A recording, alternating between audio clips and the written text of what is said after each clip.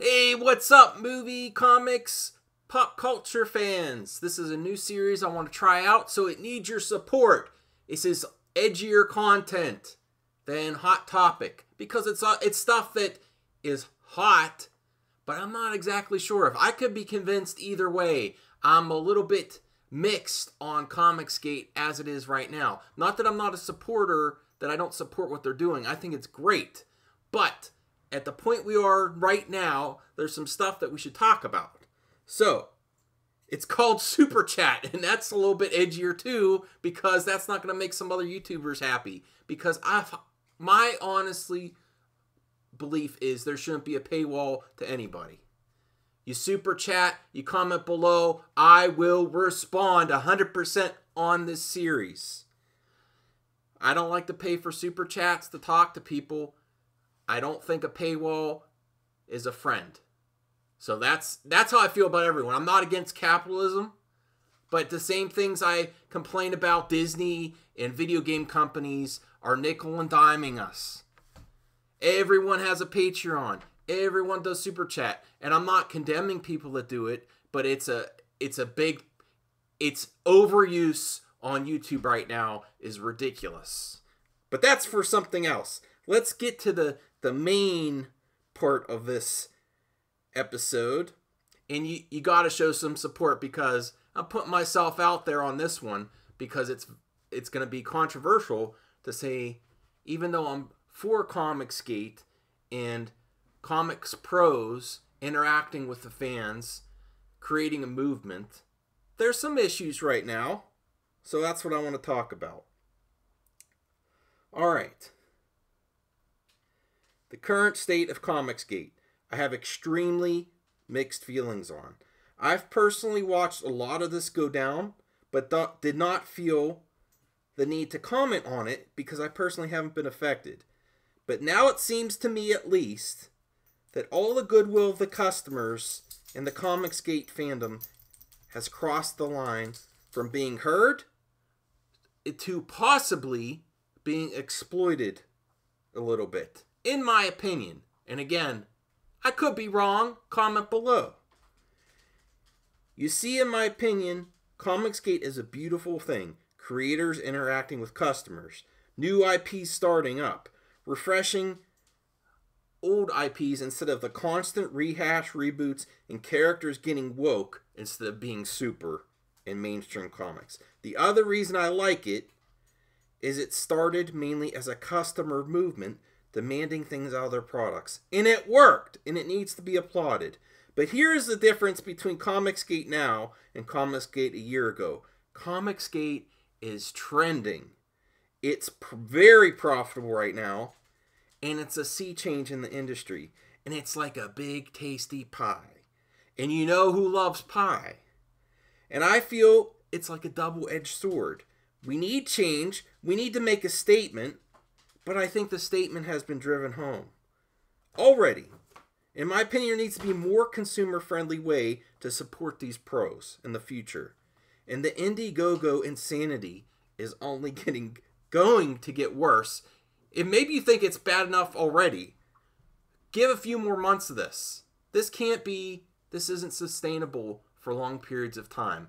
I wish it was, but a lot of fans shouldn't have to pay so much for their fandom.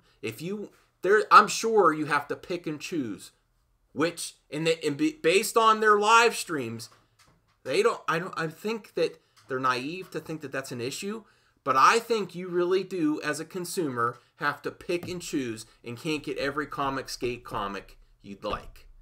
That's another hot question. Do you have to, if you support Comicsgate and all these Indiegogos, do you have to pick and choose? Or are you getting everything you want? Okay, Callie. Alright, I'm just going to keep going. She's been crazy today. Just a little side note for you. She's been so bad today. While working on this episode, she leaned up on the counter and licked the butter and ate the butter. Isn't that kind of humorous considering the topic? Alright, Callie, come on. I'm holding her now. Alright, now back to the double-edged sword.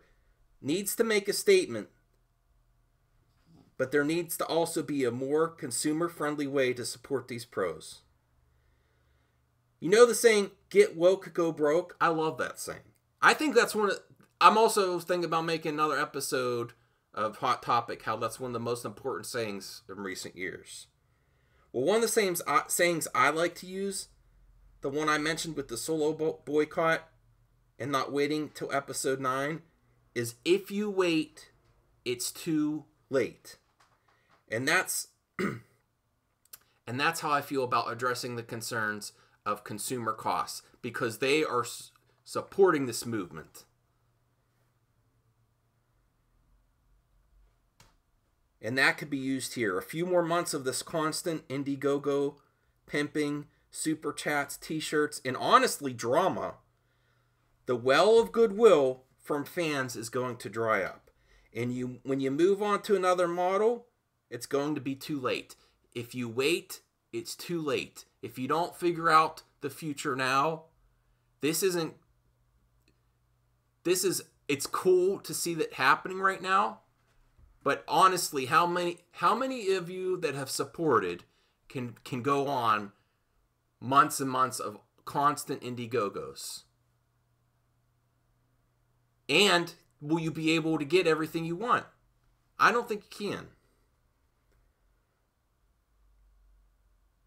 Claims by top comic skaters on Comicsgate Live is that people want a quality product and are willing to pay for it. I think that's a little naive. They do want quality. They want a little bit more affordable so they can support more people. They want great new IPs. They even want to support your creators that they went through hardship. But this is not a sustainable way to treat fans, in my opinion. If you think I'm wrong, give me some insight down below. Again, I have mixed feelings on this one. Fans are backing this movement, and they shouldn't forget it. Putting the money in Indiegogo is a way to start a new series, but if you know it's successful, is that a way to have the second issue in a series? Indiegogo is a great way to treat out untested IPs or start something new in a new way, or to bring back something from death.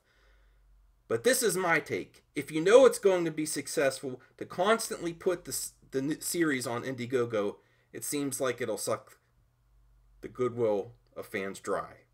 Or to keep reopening and extending the campaign. Again, it's important to send a message, but I thought extending a campaign was so a campaign could actually meet its funding, not to milk out more and more money and profits.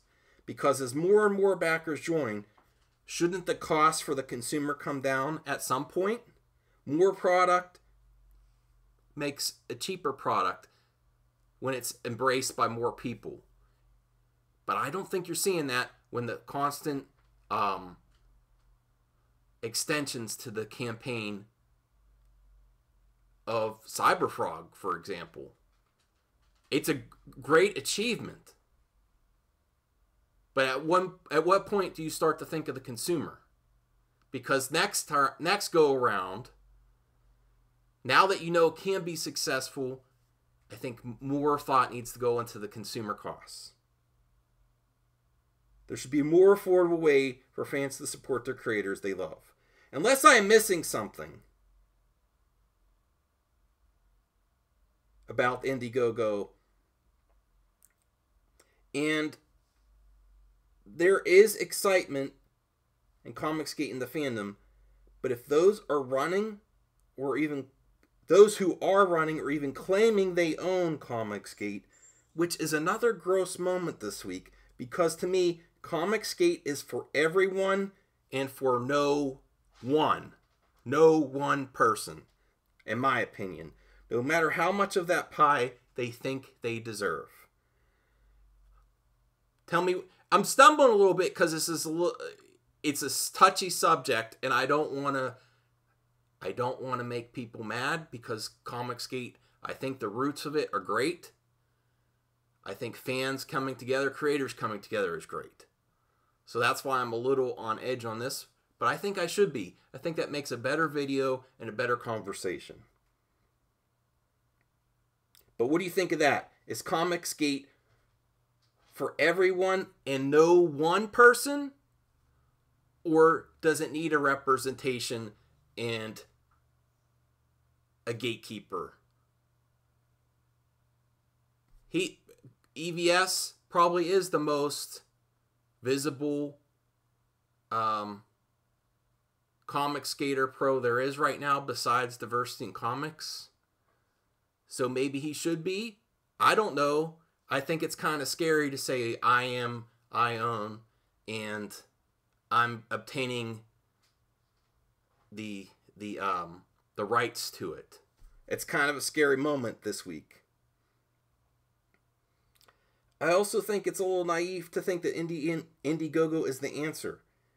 Indiegogo is an important moment in this movement, but do you think it's the end all be all to get your comics?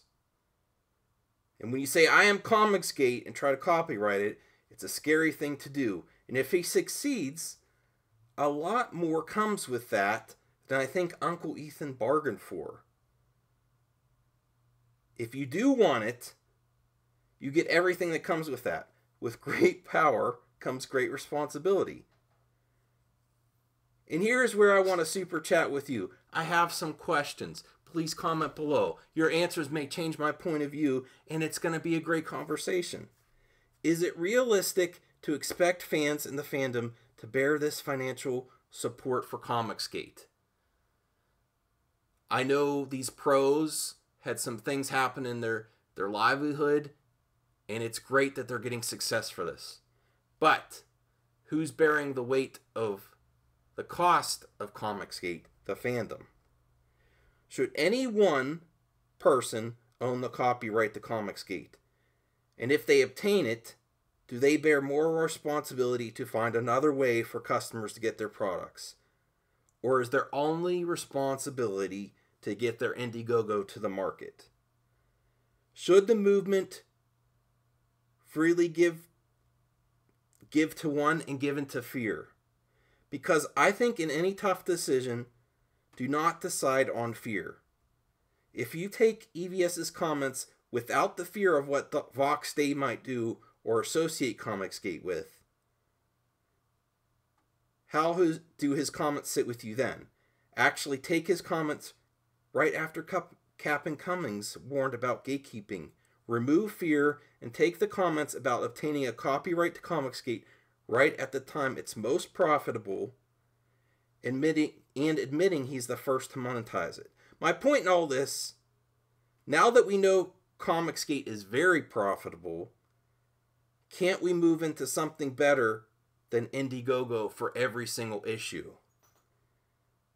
I will include a poll to get some real responses from real fans and customers. The customer comes first for me. Fandom comes first. That's across the board. That's what I like talking about, is fans and fandom. Like Star Wars, Gamergate, and the inevitable AnimeGate that is already starting. It's great to see people in an industry finally listening to fans, and I think Comicsgate broke the gate on that one, which deserves to be applauded. But fans need a future in this too, and the way it's going, is it sustainable? Those are my thoughts. Don't get me wrong.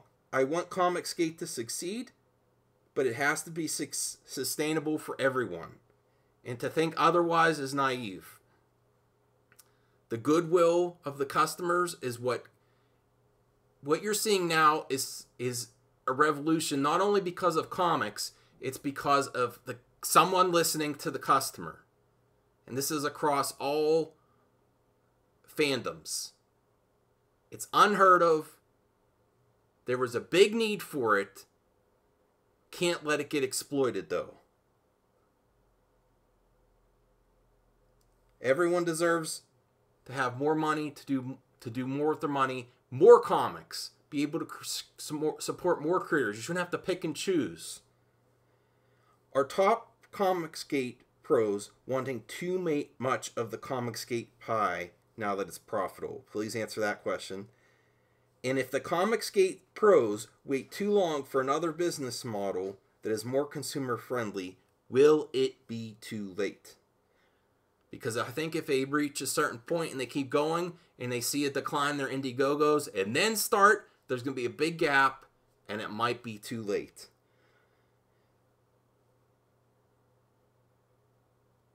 It would think it'd be amazing if something were to happen where the pros and the fans could join together, form a company, put the company up on Indiegogo, and give backers an action to buy into stocks.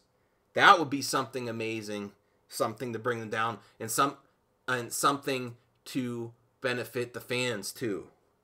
A way for the fans to benefit instead of them funding the whole thing with not reaping any of the benefits of it.